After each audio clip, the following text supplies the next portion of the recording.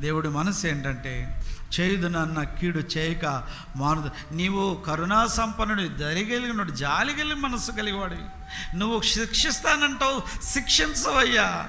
నాకు తెలిసే నేను నినివే పట్టణస్తుల్ని హెచ్చరించలేదు. నాకు తెలుసు.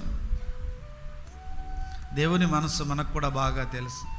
అందుకే మనం నిర్లక్ష్యంగా బ్రతుకుతున్నాం.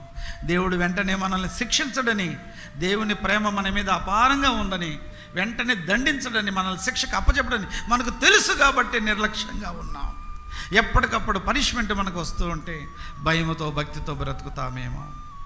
దేవుని మనసు మనకు బాగా తెలుసు. ఆయన జాలి కలిగిన మనసు మనకు బాగా తెలుసు. ఆయన కరుణా సంపన్నుడని మనకు తెలుసు.